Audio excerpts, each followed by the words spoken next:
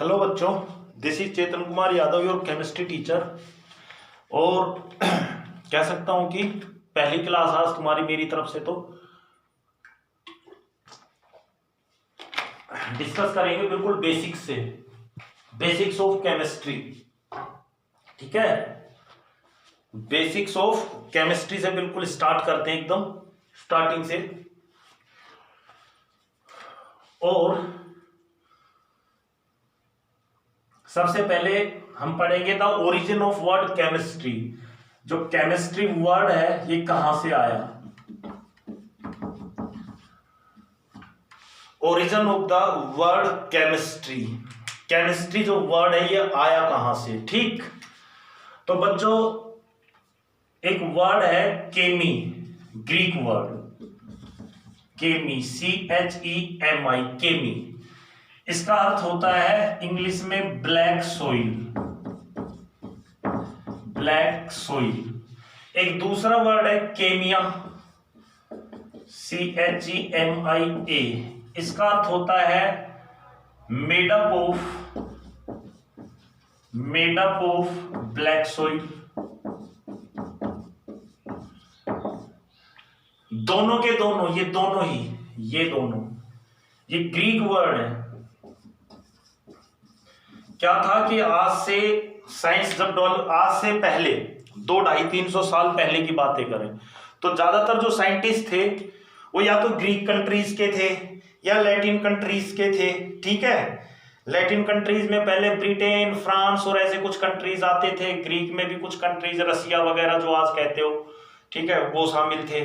तो वहां के ज्यादातर साइंटिस्ट थे वो अपनी भाषा में ही थीसिस लिखते थे। तो जो वर्ड है आज भी अगर हम देखें साइंस के अंदर वहीं से चल रहे हैं। Is that clear? तो अपने आप में जो केमी और केमिया ये दोनों ग्रीक वर्ड है। और केमी का मतलब होता है ब्लैक सोइल यानी काली मिट्टी, और जो केमिया है इसका मीनिंग होता है मेडअप ऑफ ब्लैक सोइल, काली मिट्टी से बना हुआ। अगर पहले की बात करें या आज भी बात करें, आज भी ऐसा ही हो रहा है। जितने भी एलिमेंट्स हैं या उनके कंपाउंड्स हैं वो माइंस में से खोद करके उनकी ओर्स की फॉर्म में, ओर्स का मतलब जानते होंगे ना, जो जमीन से खोद करके निकालते हैं, उनकी ओर्स की फॉर्म में मिलते हैं। और वो जो ओर्स निकाली जाती है, मिनरल्स जो निकाला जाता है खोद करके, वो काली मिट्टी जैसा होता है, ब्लैक ब्लैक या ब्राउन ब्राउन या डार्क कलर की सॉइल ही होती है। उसी को फिर प्यूरिफाई करके आगे पढ़ोगे केमिस्ट्री 12th क्लास में पूरा चैप्टर आएगा मेटालर्जी का, उसमें पढ़ाया जाएगा। तो पूरी मेटालर्जी के प्रोसेस से उनको अलग किया जाता है। आ गई बात समझ में? तो स्टार्टिंग में जो केमिस्ट्री का जिक्र, केमिस्ट्री जो वर्ड दिया गया वो इनसे लिया गया, केमी और केमिया। ये जो दो वर्ड लिखे गए हैं ये ग्रीक वर्ड है और इन्हीं वर्ड से जो एक केमिस्ट्री को लिया गया है। आगे जब ब्रांच बनाई गई, जो केमिकल्स थे उनके लिए एक ब्रांच साइंस ने बनाई, तो इन वर्ड से यानी काली मिट्टी से प्राप्त होने वाले, काली मिट्टी से मिलने वाले जो सब्सटेंस है उनको कह दिया गया the substance which are belong in this categories chemistry. Clear? तो आपसे जब पूछा जाए कि दो केमिस्ट्री वर्ड है ये कहां से आया, तो आप बताओगे कि ग्रीक वर्ड केमी और केमिया, इनसे ओरिजिन हुआ है केमिस्ट्री वर्ड। बात करें केमिस्ट्री ब्रांच की, डेफिनेशन, केमिस्ट्री की क्या डेफिनेशन दी गई है। ठीक है, केमिस्ट्री अपने आप में साइंस की एक ब्रांच है और इसको डिफाइन किया गया कुछ ऐसे, the branch of science in which physical and chemical properties study each and every types of chemicals. जितने भी केमिकल्स हैं, एलिमेंट्स कह लो, कंपाउंड कह लो, उनकी फिजिकल और केमिकल प्रॉपर्टीज को जिस ब्रांच में डिस्कस किया जाता है, जिस ब्रांच में स्टडी किया जाता है, उसको केमिस्ट्री कहा जाता है। यानी क्या कहा गया?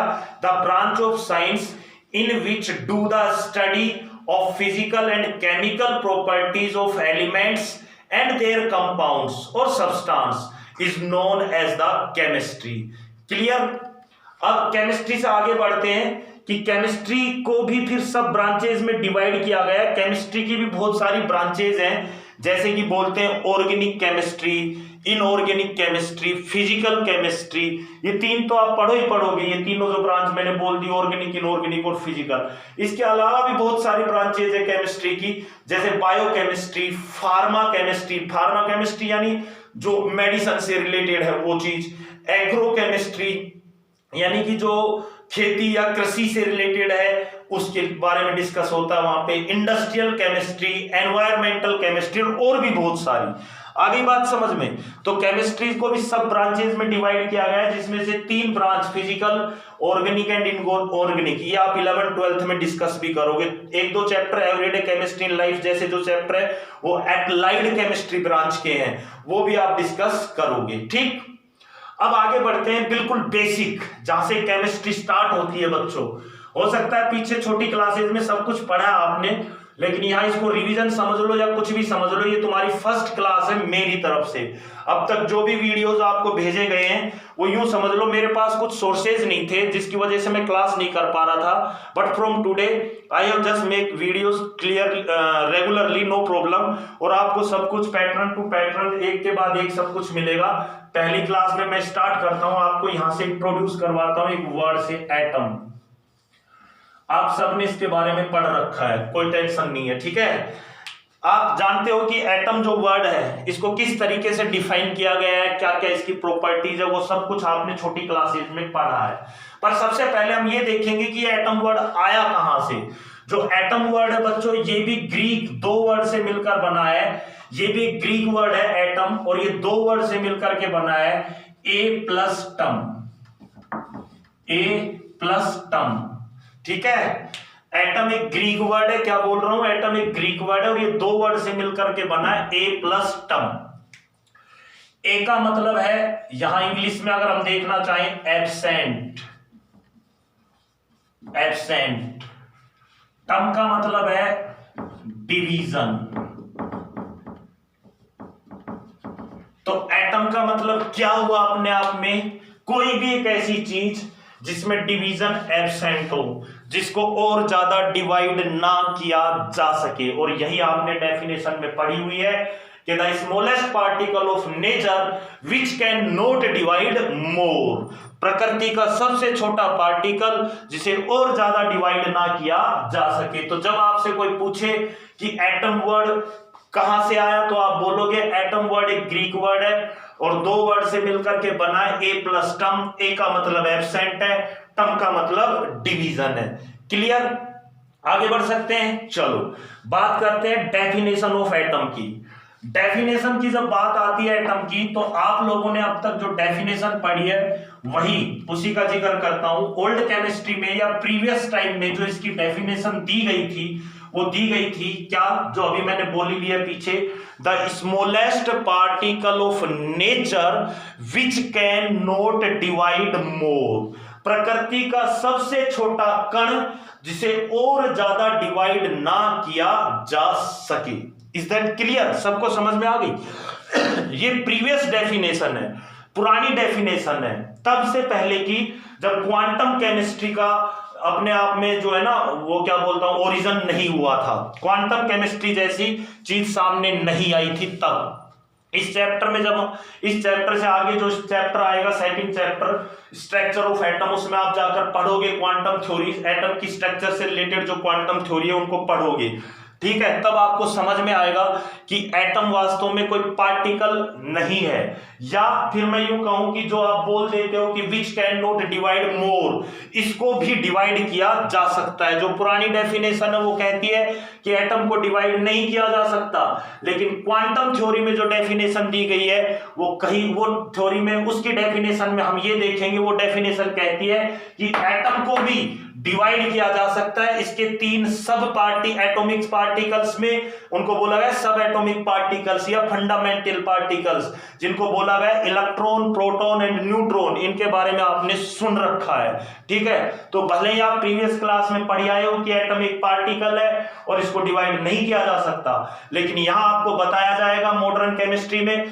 कि जो एटम है वो अपने आप में डिवाइडिंग यूनिट है, उसको भी डिवाइड किया जा सकता है 3 पार्टिकल्स में, इलेक्ट्रॉन, प्रोटॉन एंड न्यूट्रॉन में। चलो बात करते हैं एटम एक पार्टिकल है तो ऐसा होना चाहिए बच्चों कि मान लो मैं आपको केमिस्ट्री लैब में ले जाके और एटम आपके फिंगर के बीच में ऐसे यहां पर रख दूं एक एटम कहीं से उठा के, तो आप उसे महसूस करना चाहिए, आपको ऐसा लगना चाहिए फिंगर के बीच कुछ है, क्योंकि पार्टिकल्स का तो मतलब ये चीज हुई कि मैं उसे अपने फिंगर्स के बीच ऐसे उसका फ्रैक्शन महसूस करूं, उसकी बॉडी जो है उसकी फीलिंग को महसूस करूं। आ रही है बात समझ में? लेकिन क्या एक एटम की बॉडी की फीलिंग को आप अपनी फिंगर के बीच महसूस कर सकते हो? आप महसूस नहीं कर सकते हो बच्चों। इसका मतलब एटम एक पार्टिकल नहीं है। फिर ये क्या बला है? तो मॉडर्न केमिस्ट्री या क्वांटम थ्योरी में एटम को कहा गया packet of energy, packet of energy, energy का पैकेट। अब जब मैं बोल रहा हूं पैकेट ऑफ एनर्जी तो इसका मतलब वहां पर जो एटम नाम का एक पैकेट है उसके अंदर एनर्जी है। जब मैं बोलता हूं बंच ऑफ बनाना तो इसका मतलब ये हो गया उस बंच में, उस गुच्छे में बनाना या केले मौजूद है। मैं बोलता हूं पैकेट ऑफ बिस्किट, जैसे बिस्किट का जो पैकेट आता है उसके लिए मैं बोलूं पैकेट ऑफ बिस्किट, तो इसका मतलब ये होगा उस पैकेट के अंदर बिस्किट मौजूद है। ठीक, तो ऐसे ही जब मैं बोलूंगा पैकेट ऑफ एनर्जी तो इसका मतलब होगा उस पैकेट में एनर्जी मौजूद है। तो आप मुझे बता सकते हो थोड़ा सा पिछली क्लास के बिहाफ पर कि कौन सी एनर्जी इस एटम के अंदर स्टोर होती है? हो सकता है आप लोगों ने कभी गौर किया हो ना किया हो, लेकिन सुन जरूर रखा है। चलो एक बार डिस्कस करते हैं बच्चों। इसमें जो पहली एनर्जी स्टोर होती है एटम के अंदर वो होती है electric energy, electric energy in the form of positive and negative charge, in the form of positive and negative charge. आप सब लोगों ने पिछली क्लासेज में पढ़ा है कि एटम के स्ट्रक्चर में एक पार्टिकल होता है न्यूक्लियस में जिसको प्रोटॉन बोलते हैं और उसके साथ पॉजिटिव चार्ज होता है। आपने ये भी पढ़ा है न्यूक्लियस के चारों तरफ ऑर्बिट्स होते हैं, उन ऑर्बिट में इलेक्ट्रॉन्स मूविंग करते रहते हैं और उनके पास नेगेटिव चार्ज होता है। तो in the form of positive and negative charge there are electric energy stored inside the atom. Is that clear? पहली एनर्जी कौन सी हुई एटम के पास? Electric energy. किस फॉर्म में? In the form of positive and negative charge. There are a particle in the nucleus of atom is proton have the positive charge and another particle which are present in the orbit of atom, that is the electron, that have the negative charge with their self, and positive and negative both are the electric energy। ये जो charge है ये अपने आप में क्या है? Electric energy है। तो एक एटम के पास जो पहली एनर्जी है बच्चों वो तो है electric energy in the form of positive and negative charge. आगे बढ़ते हैं दूसरी, चलो ये यहां पे मैं मेंशन कर देता हूं ताकि आपको दिखता रहे। Positive charge and negative charge. ये पॉजिटिव चार्ज है प्रोटॉन पर और ये नेगेटिव चार्ज है ये न्यूट्रॉन पर। क्लियर? ओ सॉरी, इलेक्ट्रॉन पर। क्लियर? आगे बढ़ते हैं। सेकंड जो एनर्जी है बच्चों वो इसके पास होती है काइनेटिक एनर्जी। शॉर्ट फॉर्म में लिख दिया काइनेटिक एनर्जी। के का मतलब काइनेटिक है, ई का मतलब एनर्जी है। कौन सी काइनेटिक एनर्जी होती है और कहां होती है बच्चों? ये काइनेटिक एनर्जी पाई जाती है इलेक्ट्रॉन पर। ठीक है, आपने देखा सुना है कि जो इलेक्ट्रॉन होते हैं वो न्यूक्लियस के चारों ओर अपने ऑर्बिट में लगातार मूविंग करते रहते हैं। इसका मतलब उनमें मोशन पाया जाता है। It means they have the kinetic energy. और ये जो काइनेटिक एनर्जी है ये दो फॉर्म में पाई जाती है। First one is the revolving and second one is the rotation. Revolving and rotation. Through the revolving kinetic energy, electrons should be revolve around the nucleus in their orbit. ये जो revolving energy है, kinetic energy है, इसके through electron nucleus के चारों ओर orbit में चक्कर लगाते रहते हैं। और रोटेशन इसको बोला, इस एनर्जी के थ्रू इसको दूसरा नाम भी दे सकते हैं स्पिन।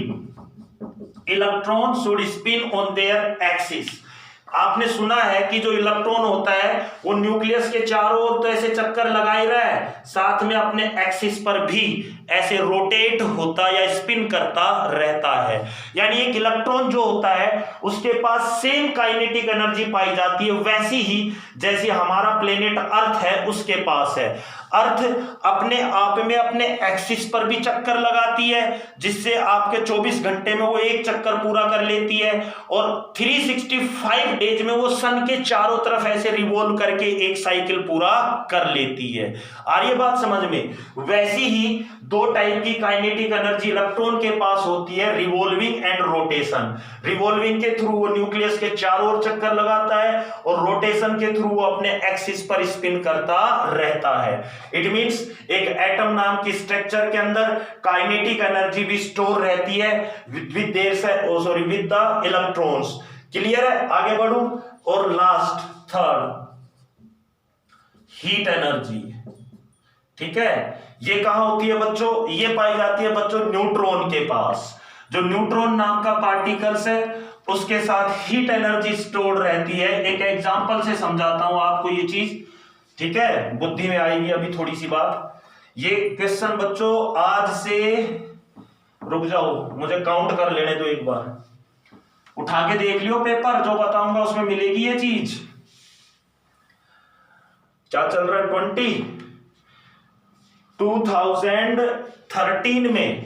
2013 में आईआईटी के क्वेश्चन, आईआईटी का जो टेस्ट था, एग्जाम था, उसमें ये क्वेश्चन पूछा गया था कि which particles have the heat energy, और वहां ये 3-4 पार्टिकल्स लिख रखे थे, electron, proton, neutron, meson, alpha, beta, gamma, these one, ठीक है। और उसमें आता बच्चों ये न्यूट्रॉन। न्यूट्रॉन के साथ हीट एनर्जी होती है, आपको थोड़ा सा समझाते हैं। एक एक्सपेरिमेंट, वो एक चीज है जो आप देखते हो अपने आसपास, उसी का डिस्कस करते हैं। आजकल बहुत ज्यादा गर्मी पड़ रही है। कहां से आ रही है गर्मी? ये हीट कहां से आ रही है बच्चों? पक्की बात आप समझ गए, सन से आ रही है सर, ठीक है। तो सन पर ऐसी क्या बला भाई जहां से ये इतनी सारी हीट दे देता है हम लोगों को, या इतनी सारी लाइट दे रहा है हम लोगों को? बता सकते हो कुछ? तो डिस्कवरी चैनल या नेशनल ज्योग्राफी जैसे चैनल देखा करो, रात को 10-11 बजे बढ़िया बढ़िया प्रोग्राम आते हैं, उस पर जो है ना सन वन से रिलेटेड, प्लेनेट से रिलेटेड बहुत कुछ बताया जाता है, वहां भी ये चीज देखने को मिलेगी। जो सन है ना बच्चों, उसके एनवायरमेंट में पाई जाती है बहुत सारी हीलियम गैस। कौन सी गैस? Helium gas. क्लियर है? और ये हीलियम लगातार वहां न्यूक्लियो फ्यूजन, आगे पढ़ेंगे इस चीज को, जो मैंने वर्ड यूज किया है न्यूक्लियो फ्यूजन। ये एक प्रोसेस है जिसमें कोई बड़ा एलिमेंट छोटे एलिमेंट में कन्वर्ट होता है। यानी न्यूक्लियो जो वर्ड है वो न्यूक्लियस से ही है। एक एटम की स्ट्रक्चर का जो सेंट्रलाइज पार्ट आगे आएगा उसको न्यूक्लियस कहते हैं। वो दो छोटे न्यूक्लियस में, जैसे मान लो न्यूक्लियस के अंदर क्या होता है, ये न्यूक्लियस है, इसके बाहर ये इलेक्ट्रॉन घूम रहा है। इस न्यूक्लियस में क्या रखे होते हैं? न्यूट्रॉन और प्रोटॉन, सब जानते हो। हीलियम का जो न्यूक्लियस है इसके अंदर बच्चों कितने न्यूट्रॉन होते हैं? 2। प्रोटॉन कितने होते हैं? 2। और इलेक्ट्रॉन बाहर कितने होते हैं? 2। ठीक है, तो ये हीलियम की नीचे स्ट्रक्चर बना दी गई है, बीच में इसका न्यूक्लियस है। इस न्यूक्लियस के अंदर 2 प्रोटॉन 2 न्यूट्रॉन, और बाहर की तरफ ये जो दिखा दिया ऑर्बिट के अंदर ये 2 इलेक्ट्रॉन है। क्लियर है? ये हीलियम लगातार बदलता रहता है हाइड्रोजन में। किसमें? हाइड्रोजन में। यानी ऐसे बीच में से टूट जाता है, ऐसे। इसका जो न्यूक्लियस होता है वो डिफ्यूज्ड, ऐसे इसी चीज को, यानी बट जाना, डिवाइड हो जाना, इसी को बोला गया न्यूक्लियो फ्यूजन। ठीक है, ये हाइड्रोजन में कन्वर्ट होगा तो क्या होगा कि 2 हाइड्रोजन बन जाएंगे। ठीक है, और हाइड्रोजन के पास सारी चीजें डिवाइड हो जाएंगी। एक हाइड्रोजन में 1 इलेक्ट्रॉन चला जाएगा, न्यूट्रॉन, प्रोटॉन सब कुछ बट जाएंगे। ठीक है, हाइड्रोजन का न्यूक्लियस कैसा होता है? ये रहा। इसमें बात करूं प्रोटॉन की बच्चों, कितने होते हैं? 1। न्यूट्रॉन थोड़ी देर के लिए रुक जाओ, और इलेक्ट्रॉन बाहर कितना होता है? 1। इतनी चीज तो आप जानते ही हो। ठीक है, तो ऐसे 2 हाइड्रोजन यहां पर बन गए, 1 हाइड्रोजन और बन गया। ठीक है, ये लो, ये लो, यहां पे भी प्रोटॉन, 1 न्यूट्रॉन के लिए अभी मैंने कहा थोड़ी देर रुक जाओ। ठीक है, बात आ गई यहां तक कि यानी इसका जो हीलियम का न्यूक्लियस है ये बट जाता है इस तरीके से और दो हाइड्रोजन के न्यूक्लियस बन जाते हैं या दो हाइड्रोजन बन जाते हैं। कुल मिला के ये दो हाइड्रोजन आपस में मिल करके और किस में कन्वर्ट हो जाते हैं, H2 गैस में कन्वर्ट हो जाते हैं, हाइड्रोजन गैस में। तो सन के ऊपर जो हीलियम गैस है वो लगातार हाइड्रोजन गैस में कन्वर्ट होती रहती है। ठीक है, सबको समझ में आ रही है ना बात। अब बात ये चल रही है कि जो न्यूट्रॉन है वो हाइड्रोजन पर कितने होते हैं बच्चों, बुद्धि में से जवाब आ रहा होगा 1, क्योंकि ऐसा कुछ पढ़ रखा हम लोगों ने कि number of proton, neutron and electron equal होते हैं किसी भी एलिमेंट में। एक प्रोटॉन है तो एक इलेक्ट्रॉन है, न्यूट्रॉन भी एक है। पर मैं आपको एक बात क्लियर कर देता हूं कि नंबर ऑफ न्यूट्रॉन जितने प्रोटॉन या इलेक्ट्रॉन है उतने ही हो, ये जरूरी नहीं है। बहुत सारे ऐसे एलिमेंट हैं जिनमें नंबर ऑफ न्यूट्रॉन उतने नहीं मिलेंगे जितने नंबर ऑफ इलेक्ट्रॉन और प्रोटॉन है। हाँ, ये बात बिल्कुल सही है कि नंबर ऑफ इलेक्ट्रॉन और प्रोटॉन हमेशा इक्वल रहेंगे, बट न्यूट्रॉन भी उतने हो ये जरूरी नहीं है। और जो हाइड्रोजन है बच्चों, इसमें न्यूट्रॉन होते हैं 0, एक भी न्यूट्रॉन नहीं पाया जाता। 2009 में यही क्वेश्चन पूछा गया था नीट के अंदर कि पीरियोडिक टेबल का वो कौन सा एलिमेंट है जिसके अंदर न्यूट्रॉन नहीं पाया जाता, जो न्यूट्रॉन लेस है अपने आप में, और वो है हाइड्रोजन। जो 118 एलिमेंट पीरियोडिक टेबल में रखे हुए हैं उसमें से केवल और केवल हाइड्रोजन एक ऐसा एलिमेंट है जिसकी स्ट्रक्चर में कोई भी न्यूट्रॉन नहीं पाया जाता। Is that clear? हाइड्रोजन होता है न्यूट्रॉन लेस। तो कुल मिलाकर क्या हुआ कि जब हीलियम हाइड्रोजन में कन्वर्ट हुई तो हाइड्रोजन की स्ट्रक्चर को बनाने के लिए एक एक इलेक्ट्रॉन और एक एक प्रोटॉन दोनों जगह यूज होकर के उसके टोटल 2 इलेक्ट्रॉन ये और 2 प्रोटॉन तो कंज्यूम हो गए, लेकिन जो 2 न्यूट्रॉन थे वो कंज्यूम नहीं हुए, वो फ्री हो गए और बाहर निकलकर आ गए। और ये न्यूट्रॉन है ना बच्चों, यही आपके अर्थ पर पहुंचते हैं हीट लेकर के। जब एक हीलियम का एटम 2 हाइड्रोजन के एटम में कन्वर्ट होता है तो हीलियम के दोनों इलेक्ट्रॉन और दोनों प्रोटॉन 2 एटम हाइड्रोजन की स्ट्रक्चर में यूज हो जाते हैं, लेकिन हीलियम के 2 न्यूट्रॉन हाइड्रोजन की स्ट्रक्चर में यूज नहीं होते और वो फ्री होकर रिलीज हो जाते हैं और रिलीज होकर के हमारे पास हीट की फॉर्म में पहुंचते हैं। आगे पढ़ाई जाएंगी यही सब चीजें आपको। यही न्यूट्रॉन कन्वर्ट हो जाता है फोटोन में। Photon is the source of sunlight और उसी के साथ आती है हीट। जब न्यूट्रॉन कन्वर्ट होता है फोटोन में तो फोटोन नाम का जो पार्टिकल है वो सनलाइट दे रहा होता है, आपको लाइट दे रहा होता है, लेकिन जब न्यूट्रॉन से फोटोन बनता है तो जो हीट होती है वो रिलीज हो जाती है और वही हीट आपके पास पहुंचती है यहां टेम्परेचर की फॉर्म में। Is that clear? तो neutron is the particle of atom which have the heat energy with their self. Is that clear? तो इसीलिए इन 3 एनर्जी की वजह से, पहली electric energy, second kinetic energy और थर्ड हीट एनर्जी, इन 3 एनर्जी की वजह से ही मॉडर्न केमिस्ट्री में क्वांटम थ्योरीज के अकॉर्डिंग एटम को डिफाइन किया गया as the packet of energy. Is that clear? बात समझ में आ गई? आगे बढ़ते हैं। स्ट्रक्चर ऑफ एटम की बात करूं तो बच्चों जो स्ट्रक्चर है एटम की उसे 2 पार्ट में डिवाइड किया गया है। First one is the nucleus and second one is the orbit.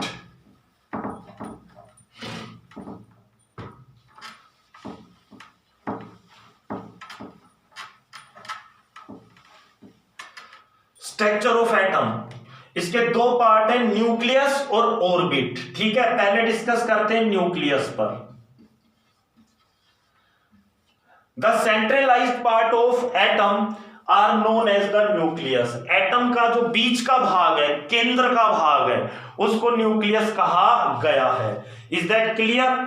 Nucleus को किसने डिस्कवर किया? इंपॉर्टेंट चीज ये नहीं है डेफिनेशन क्या है, सब बता सकते हैं। The centralized part of the atomic structure are known as the nucleus. इसको किसने डिस्कवर किया बच्चों? इसको डिस्कवर किया रदरफोर्ड ने। किसने? रदरफोर्ड ने। रदरफोर्ड। ठीक, ये है वो महान साइंटिस्ट, ग्रेट साइंटिस्ट जिसने किस चीज को डिस्कवर किया? न्यूक्लियस। और ये वर्ड जो न्यूक्लियस यहां लिखा गया है ये भी इसी ने दिया है, रदरफोर्ड ने ही। क्लियर है? आपको यहां न्यूक्लियस में ये चीज याद रखनी है कि न्यूक्लियस जो वर्ड है वो किसने दिया, आप बताओगे रदरफोर्ड ने। डिस्कवर किसने किया? रदरफोर्ड ने। और दूसरी चीज क्या, इस न्यूक्लियस में दो पार्टिकल्स पाए जाते हैं, पहला प्रोटॉन और दूसरा न्यूट्रॉन।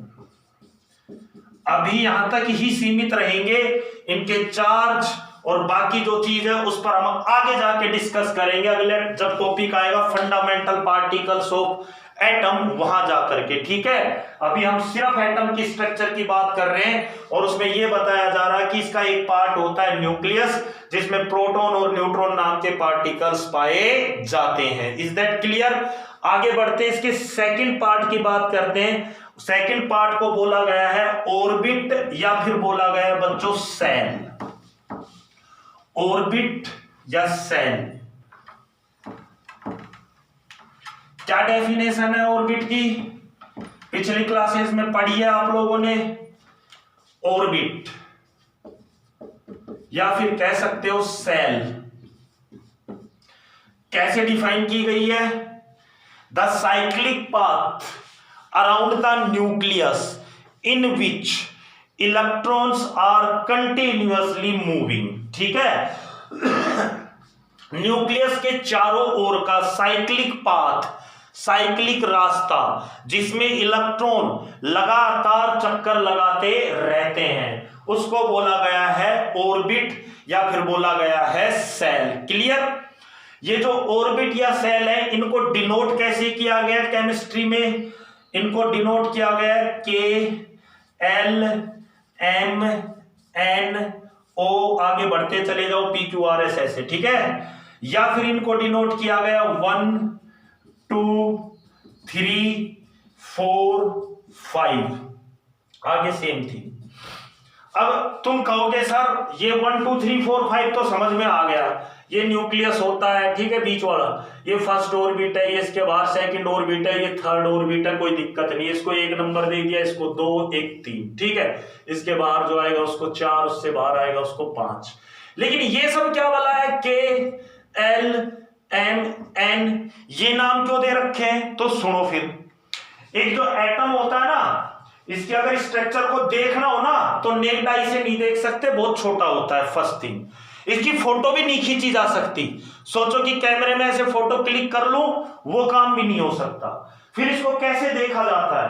इसके लिए एक स्पेशल माइक्रोस्कोप बनाई गई है जिसको बोलते हैं स्पेक्ट्रोस्कोप। क्या बोलते हैं? स्पेक्ट्रोस्कोप, ये चीज। ठीक है, ये क्या है स्पेक्ट्रोस्कोप? एक्सरे मशीन, सुनिए, एक्सरे मशीन वैसी ही एक मशीन है। वो एक्सरे मशीन जब आपकी हड्डी टूट जाती है, डॉक्टर के पास जाते हो और उसका एक्सरे निकाल के देखता है डॉक्टर, सेम थिंग। ठीक है, वैसी एक मशीन है। तो मैं यूं कह सकता हूं, आप एक एटम का क्या ले सकते हो? एक्सरा ले सकते हो। डॉक्टर उस चीज को, एक्सरे मशीन से ली गई फिल्म को डॉक्टर बोलता है एक्सरे। ऐसे स्पेक्ट्रोस्कोप से जो फिल्म ली जाती है उसको बोला जाता है स्पेक्ट्रम। क्या बोला जाता है? स्पेक्ट्रम। ठीक, ये स्पेक्ट्रम वैसी फिल्म है जैसे डॉक्टर के हाथ में वो ग्रे और ब्लैक कलर सा दिखने वाला एक सिस्टम होता है जिसमें आपकी हड्डियों की स्ट्रक्चर को वो देख लेता है। ठीक है, वैसा ही स्पेक्ट्रम। और जब किसी एटम का स्पेक्ट्रम लिया जाता है तो इसके ये जो ऑर्बिट्स हैं इन पर ये मशीन कोडिंग करके देती है, ऐसे KLMN। एक्सरे में लिखे आते हैं ना कुछ डिजिट्स, जिनको सिर्फ डॉक्टर ही समझ सकता है कि हाँ इस डिजिट का मतलब क्या है, वो डॉक्टर ही समझ सकता है। अपनी आगे जब आप नीट क्लियर कर लोगे, डॉक्टर बन जाओगे और ऑर्थोपेडिक डिपार्टमेंट के डॉक्टर बनोगे, हड्डियों वाले डॉक्टर, जब आपको समझ में आने लग जाएंगी ये चीजें। ठीक है, तो वो जो स्पेक्ट्रम लिया जाता है ना एक एटम का, उसमें ये कोडिंग मशीन से लिखी आती है KLMN। फर्स्ट ऑर्बिट के लिए K लिखा आता है, सेकंड के लिए LMNO, ऐसे। क्लियर है? इसलिए इनको KLMNO ये नाम दिए गए और मॉडर्न केमिस्ट्री में इनको कह दिया गया 1 2 3 4 5 6 7 ऐसे। Is that clear? आगे बढ़ सकता हूं। ये तो है ऑर्बिट या सेल। ये बच्चों ऑर्बिट या सेल है, ये डिवाइड होती है सब सेल में या सब लेवल में। किसमें? सब सेल में या सब लेवल में। ठीक है, ये तो लिखे गए हैं ऑर्बिट इस जगह जो मैंने लिख रखे हैं। अब ये डिवाइड रहते हैं सब सेल, या फिर दूसरा वर्ड यूज होता है सब लेवल। क्लियर? जो पहला ऑर्बिट होता है इसमें एक ही सब सेल पाई जाती है जिसको एस कहा जाता है। जो सेकंड ऑर्बिट है इसमें दो सब सेल पाई जाती है जिनको एस और पी कहा जाता है। जो थर्ड ऑर्बिट है इसमें तीन सब सेल पाई जाती है जिसको एस, पी और डी कहा जाता है। जो फोर्थ ऑर्बिट है इसके अंदर चार सेल पाई जाती है, चार सब सेल पाई जाती है जिनको एस, पी, डी और एफ कहा जाता है। और इसके आगे नीचे 5, 6, 7 जितने भी ऑर्बिट आएंगे उन सब में यही चार सब सेल मिलेगी, एस, पी, डी, एफ नीचे जाएंगे जब। ठीक है, यानी कि जो पहला ऑर्बिट होता है वो एक सब सेल या सब लेवल में डिवाइड होता है, that is known as the s. जो सेकंड ऑर्बिट है वो दो सब सेल में डिवाइड होता है, एस एंड पी। जो थर्ड ऑर्बिट होता है वो तीन सब सेल में डिवाइड होता है, S, P, D. Fourth, fifth, sixth, seventh आगे जितने भी हैं वो सब चार सब सेल में डिवाइड होते हैं, S, P, D and F. Is that clear? अब आगे बढ़ते हैं। ये जो सब सेल है ना ये भी आगे डिवाइड होते हैं ऑर्बिटल में। किसमें? ऑर्बिटल में।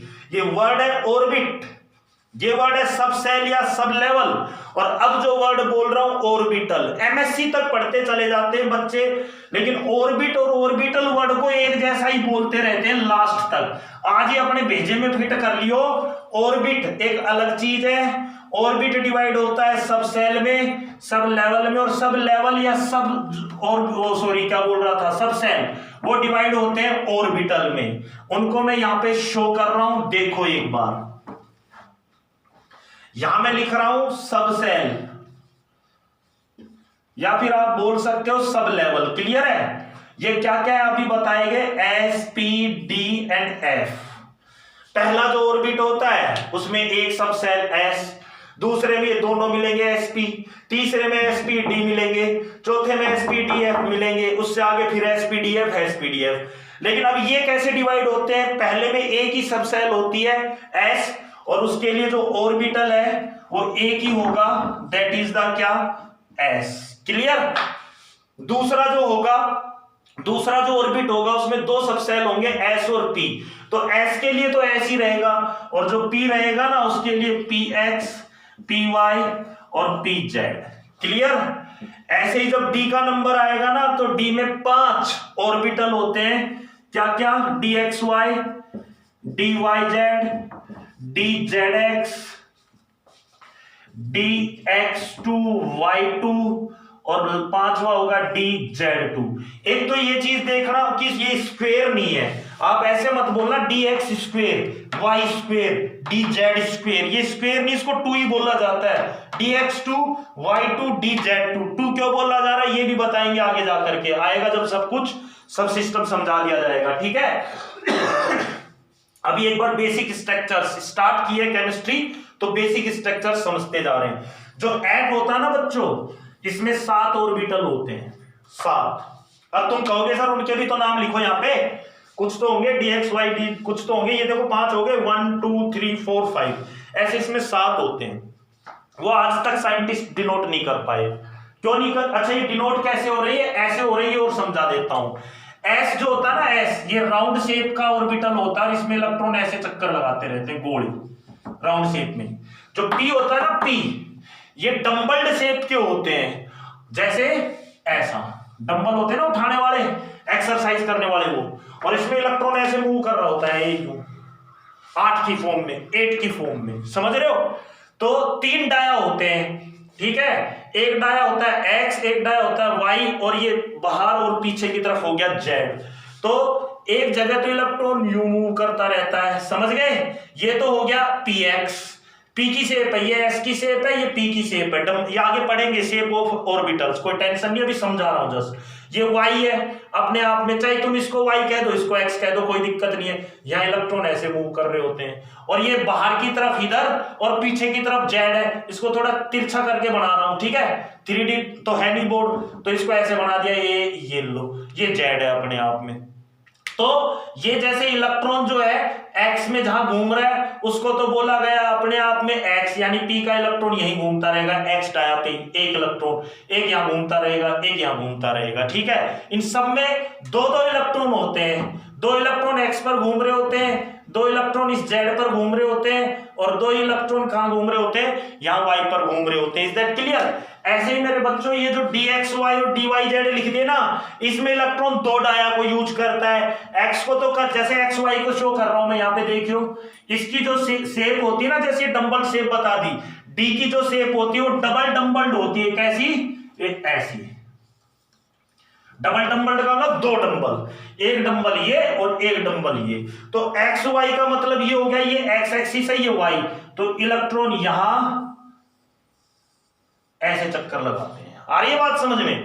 इसमें दो इलेक्ट्रॉन है, ये रहे, ये इलेक्ट्रॉन यहां से चलते हैं, यहां जाते हैं, चक्कर लगाकर नीचे आते हैं, फिर यहां से चक्कर लगा करके वापिस यहां जाते हैं, और ऐसे ये दोनों डाया को यूज कर रहे होते हैं, इसलिए बोला गया एक्स वाई। ऐसे ही जब वाई जेड में, वाई जेड का मतलब क्या हो गया, अगर आप इसको वाई कह रहे हो तो इस डाया को यूज करेगा, और ये वाला जेड डाया हो गया इसको यूज करेगा। जेड एक्स का मतलब क्या हो जाएगा, जेड को और एक्स को यूज करेगा, ठीक है। और जहां ये x2 y2 लिखता है इसमें दो बार, एक बार तो लिखा, दो बार, एक बार तो है ही है एक्स पर, दूसरा राउंड भी एक्स पर ही लगाएगा। ऐसे वाई पर एक राउंड तो लगाएगा, दूसरा भी वाई पर ही लगाएगा। Is that clear? तो इस तरीके से आगे जब इनकी स्ट्रक्चर और शेप पढ़ेंगे तब और ज्यादा क्लियर आपको समझाई जाएंगी ये चीज। तो यहां जो F है ना, F, इसमें 7 ऑर्बिटल्स पाए जाते हैं, 7, और इनकी स्ट्रक्चर इतनी कॉम्प्लेक्स है कि आज तक स्पेक्ट्रोस्कोप्स जो है ना उससे भी साइंटिस्ट देख रहे हैं, लेकिन भेजा नहीं लगा पाए कि कैसे डिनोट करें इलेक्ट्रॉन को, एक्स वाई में दिखाएं, एक्स वाई जेड में दिखाएं, कहां दिखाएं, वो खुद भी काफी कंफ्यूज्ड है अभी इस लेवल पर, ठीक है। तो उसके लिए आप जब बड़े लेवल पर भी केमिस्ट्री पढ़ते जाओगे ना, बीएससी एमएससी लेवल पर भी, तो एनर्जी लेवल्स तो पढ़ा दिए जाएंगे, लेकिन आपको उनके लिए ऐसे डिनोट करके नहीं बताया जाएगा कि d f x y f z ऐसे। बस इतना समझो कि 7 ऑर्बिटल होते हैं, और इनकी जो स्ट्रक्चर होती है काफी क्रिटिकल या कॉम्प्लेक्सिव होती है, इसलिए उनको डिनोट नहीं किया गया, बट आपको ये याद रखना पड़ेगा कि वहां 7 ऑर्बिटल्स होते हैं, ठीक है। तो अब कुल मिलाके मैं ये पूछना चाहूंगा, जो फर्स्ट ऑर्बिट होते हैं उसमें कितने सब सेल होते हैं? फर्स्ट ऑर्बिट में एक सब सेल s, और उसमें ऑर्बिटल कितना, वो भी एक ही s। सेकंड जो ऑर्बिट होता है जिसको k के बाद l बोला गया है, l नाम का जो ऑर्बिट है उसमें सब सेल कितने होते हैं? 2, s और p, और उसमें ऑर्बिटल कितने हो जाएंगे बच्चों? 4, एक तो s के और 3 p के, px py pz। समझ गए? ऐसे जब हम थर्ड में जाएंगे तो थर्ड जो ऑर्बिट होगा उसमें सब सेल कितनी होंगी? 3, एस पी और डी। सबको समझ में आ रही है? कितनी होंगी? 3, एस पी डी। और वहां पर अगर मैं पूछूं ऑर्बिटल कितने, तो आप कहोगे 9। कैसे? एक तो एस का ऑर्बिटल, 3 पी के ऑर्बिटल 4 हो गए, और 5 डी के ऑर्बिटल, 5 और 4 कितने हो गए? 9। क्लियर है? ऐसे ही जब आप जाओगे कहां पे? एफ पे, तो आपसे पूछा जाए नंबर ऑफ ऑर्बिटल कितने, तो आप कहोगे 16 है। कैसे हैं 16? एक एस का, 3 पी के, 5 डी के और 7 एफ के, टोटल करोगे सबको कितने आएंगे? 16। और मैं बोल रहा हूं कि एक ऑर्बिटल में 2 इलेक्ट्रॉन आ सकते हैं, इस हिसाब से फर्स्ट ऑर्बिट में कुल कितने इलेक्ट्रॉन रहेंगे? वहां एक ही ऑर्बिटल है ले दे करके एस, तो वहां 2 इलेक्ट्रॉन रहेंगे, ठीक। दूसरा जो ऑर्बिट है मैं उसमें पूछूं टोटल कितने इलेक्ट्रॉन आ सकते हैं, तो आपको पता है वहां पे 4 ऑर्बिटल हैं, एक एस और 3 पी एक्स पी वाई और पी जेड, तो एक में 2 इलेक्ट्रॉन, तो 4 में कितने? 8। इसलिए सेकंड जो ऑर्बिट होता है उसमें टोटल नंबर ऑफ इलेक्ट्रॉन कितने रहते हैं? 8। अब आते हैं हम थर्ड पर। थर्ड में नंबर ऑफ ऑर्बिटल कितने? 9। तो एक ऑर्बिटल में 2 इलेक्ट्रॉन, तो 9 में कितने हो जाएंगे? 18। और ऐसे ही जब फोर्थ का नंबर आएगा तो कितने ऑर्बिटल है? 16, तो वहां पे कितने इलेक्ट्रॉन आएंगे बच्चों? 32। उसके बाद फिफ्थ, सिक्स्थ, सेवंथ, किसी में भी चले जाओ, सब में इलेक्ट्रॉन कितने रहेंगे? 32। Is that clear? आज के लिए इतना काफी है, बाकी डिस्कशन करेंगे आगे। ये जो चीज यहां पढ़ा रहा हूं इसके नोट्स भी आपको भेजे जाएंगे बाकायदा, जो कि कंप्यूटर पर बने हुए वर्ड फॉर्म में। एक चीज ध्यान रखना, और नोट्स को आप जब आप ओपन करोगे तो आप अगर अपने लैपटॉप या डेस्कटॉप पर उसको ओपन करोगे जब तो आपके साथ नहीं आएगी बच्चों कोई भी प्रॉब्लम, वो as it is as open हो जाएंगे, यूं के यूं ओपन हो जाएंगे, ठीक है, कोई प्रॉब्लम नहीं आने वाली है। लेकिन अगर आप अपना फोन यूज करोगे उस सीट को खोलने के लिए तो हो सकता है उस नोट्स की लाइनें और टेक्स्ट ऊपर नीचे डिस्टर्ब होते हुए आपको मिलेंगे। क्लियर है? तो उसके लिए आप क्या करोगे, आप अपने फोन पर या तो WPS वर्ड, एक एप्स होती है ये WPS वर्ड, और एक एप्स है माइक्रोसॉफ्ट वर्ड। इन दोनों में से कोई भी एक एप्स डाउनलोड कर लेना अपने फोन पर, या तो WPS वर्ड बेस्ट है, ये WPS वर्ड हर एक फॉर्मेट को सपोर्ट करती है, ठीक है, इनको डाउनलोड कर लेना। और जो सीट में भेजूंगा जब आप उसको ओपन करोगे तो फोन में लिखा आएगा कि किसके साथ खोलूं, गैलेक्सी के साथ, आपकी गैलरी के साथ खोलूं, आपके WPS अगर डाउनलोड कर लोगे WPS वर्ड एप्लीकेशन में खोलूं, तो आप इस पर क्लिक करना। वहां जब ये सीट खुलेगी तो एज इट इज ऐसे कैसे खुलेगी, उसमें कोई डिस्टर्बेंस आपको देखने को नहीं मिलेगा। Is that clear? Thank you very much. अगली क्लास। दूसरी बात ये भी, आज तक तो जो भी कुछ वीडियो वगैरह मैंने भेजे वो बस भेज रहा था, यूं समझ लो ऐसे ही तुम लोगों को बिजी रखने के लिए। आज के बाद ये क्लासेस ऐसे ही तुम्हारी, मैं खुद अपने वीडियो भेजूंगा, कंटिन्यूअस रहेंगी। कल हम इससे जस्ट नेक्स्ट जो टॉपिक है उस पर डिस्कस करेंगे। Thank you.